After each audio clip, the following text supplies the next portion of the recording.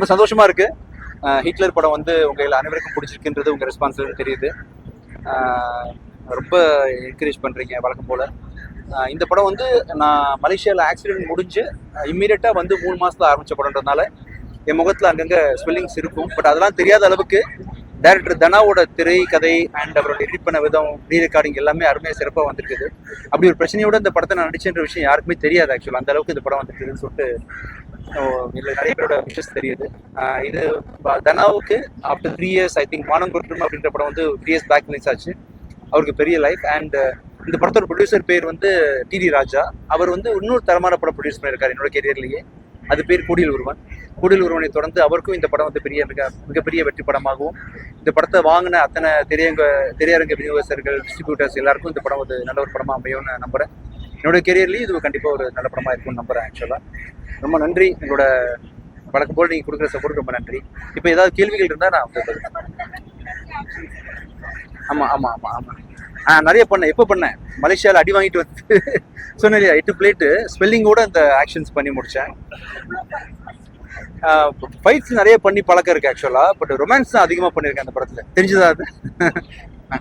இல்லை first half ஃபுல்லாகவே நம்ம அந்த பொண்ணை வெட்டி பிடிச்சோம் இல்லையா? டீசெண்டாக பண்ணோம். இன்டீசெண்டாக பண்ணுமா? சரி தேங்க்யூ.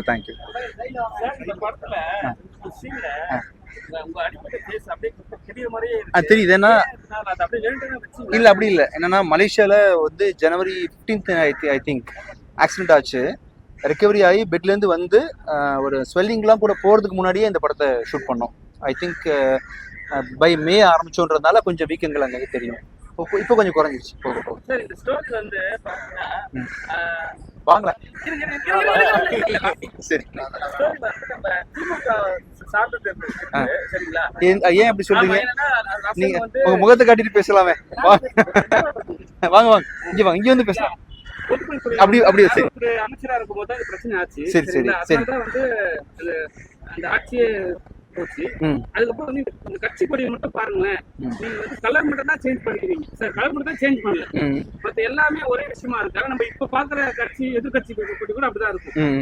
ஏன் இல்ல கம்ப்ளீட்டா வந்து தனாட்ட கேள்வி கேட்க வேண்டிய கேள்வி புனைவு தான். இது வந்து கம்ப்ளீட்டா புனைவு தான். அரசியல்ல அங்கங்க ஒரு விஷயம் நடக்க தான் செய்யும். இந்த இதுல நடந்துச்சு அதுல நடந்துச்சுன்னு குறிப்பிட்டு சொல்ற மாதிரி யாரையும் பார்த்து அவங்கள தாக்குறதுக்காக இந்த படம் எடுக்கப்படல. முழுக்க ஜனரஞ்சகமான ஒரு படம். அவேர்னஸ் கொஞ்சம் கிரியேட் பண்ணக்கூடிய ஒரு படம். அதெல்லாம் எந்த குறிப்பிட்ட கட்சியும் சார்ந்தது இல்லை. ஏன் முடியும் சார். நம்ம நினைச்சா முடியும் சார். நினைச்சா முடியும் சார். இல்லை சார் லாஜிக்காக முடியும் சார். ஒருத்தர் கஷ்டப்படணும். இதனால பல குடும்பங்கள் பாதிக்கப்படுது. நிறைய கஷ்டங்கள் சொசைட்டி இருக்குன்றதுல உண்மைதான்.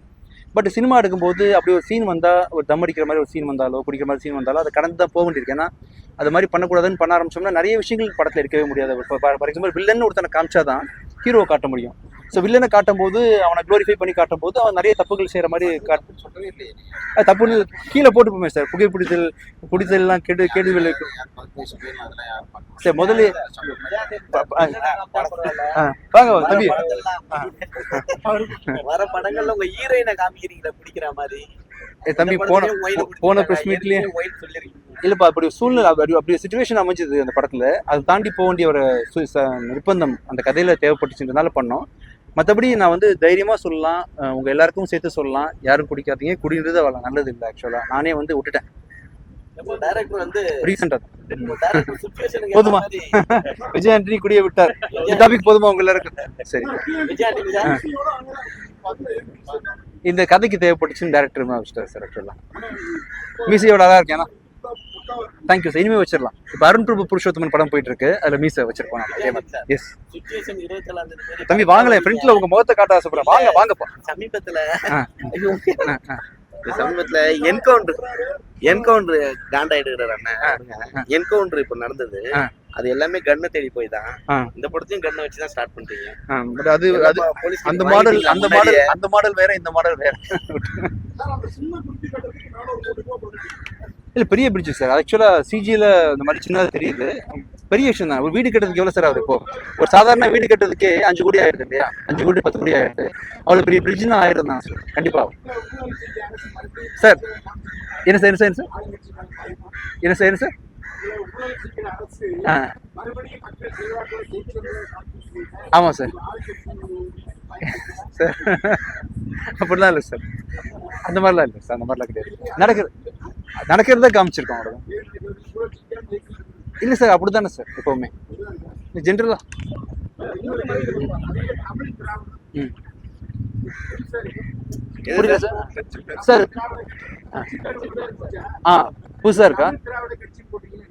புதுசு சார். நான் வந்து டைரக்டர் கிடையாது. இந்த படத்தோட டைரக்டர் வந்து வானம் கட்டும் படத்தை டைரக்ட் பண்ண தனசேகர்னு ஒருத்தர் தான். அவர் ஆக்சுவலாக ஒரு சின்ன விஷயத்தில் மாட்டிட்டான்றதுனால நான் பேசிகிட்டு இருக்கிறேன். தமிழ் திராவிடன்ற கட்சின்றது இது வரைக்கும் இல்லாத கட்சி தானே சார், புது கட்சி தானே. ஒரு படம் இல்லையே, எமன் பண்ணோம். எமனுக்கு அப்புறம் டைரெக்டாக இந்த படம் தான் நினைக்கிறேன். ஆமாம் ஆமாம் ஆமாம். சும்மா கதை இல்லை, கோடியிலூர்னு பண்ணும்போது ஆனந்த கிருஷ்ணனோட கதை நல்லா இருந்துச்சுன்றதுனால பண்ணேன். இப்போவும் தனசேகர் சொன்ன, அதாவது அரசியல் வர ஐடியா இருக்காங்க, அது இது டேரக்டாக கேட்டுருங்களா? அது அந்த ஐடியா எனக்கு இல்லை ஆக்சுவலாக சார். ஒன்றும் இல்லை சார், ஹிட்லர் என்ன பண்ணான்னு உங்களுக்கு தெரியுங்களா சார்? கிட்டத்தட்ட உங்களை மாதிரி டெரராக இருப்பார், தெரியுங்களா சார் உங்களுக்கு ஆக்சுவலாக? என்ன சார்? அது ஆமாம் ஆமாம் சார். நம்ம வந்து வெற்றியில் இருக்கிறோம். அவருக்கு வந்துட்டு தோல்வின்னா எது தோல்வினா சார், பல பேர் வாழ்க்கை பேரை எடுத்துட்டாரு ஹிட்லரு. அது வந்து ஹிட்லர்ன்ற பேர்ல பல பேர் இருக்கிறாங்க. ஆனால் இவர்னால அந்த ஹிட்லர்ன்ற பேருக்கே ஒரு பெரிய கங்கம் கெட்ட பேர் வந்துச்சுன்னு வச்சுக்கோங்களேன். இப்போ கெட்டவன் இந்த படத்தோட வில்லனுக்கு கண்ணுக்கு வந்து இந்த ஹீரோ ஹிட்லர் மாதிரி தெரியுறான் ஆக்சுவலா. அந்த அளவுக்கு இவன் டெரர் ஆகிறான் அவங்கள கொள்றதுக்காக. அப்படின்றதுனால படத்துக்கு ஹிட்லர்ன்ற ஒரு குறியீடு வச்சிருக்காரு டேரக்டர்.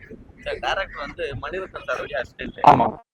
நீங்க ஆடியோ லெக்சர் கூட சொன்னீங்க ஹீரோயின் தூரமா விட்டாங்க. ஆனா படத்துல பயங்கரமா பர்ஃபார்மன்ஸ் பண்ணி. இல்லையப்பா நீங்க பாத்தீங்களா அப்படியே சீன்? நீ எந்த படத்தை பார்த்துட்டு வரீங்க? பாட்டு சீன்லயே தெரிஞ்சு சார் ரொமான்ஸ் லைட்டா தான் காமிச்சிருக்கோம், நிறையலாம் பண்ணல ஆக்சுவலா. இல்ல அப்படி இல்லை, ஆக்சுவலா குருநாதர் வந்திருக்காருன்னு சொல்லிட்டு டைரக்டர் போயிட்டாரு. ஆக்சுவலா மணி சார் ஒரு முக்கியமான ஒர்க்கு அப்படின்றதுனால வந்து அவர் கூப்பிட்டு இருந்தாருனால போயிட்டாரு. அவங்கள மிஸ் பண்றாரு. கண்டிப்பா சக்சஸ் மீட்ல வந்து டைரக்டர் நிறைய பேசுறாரு. தேங்க்யூ.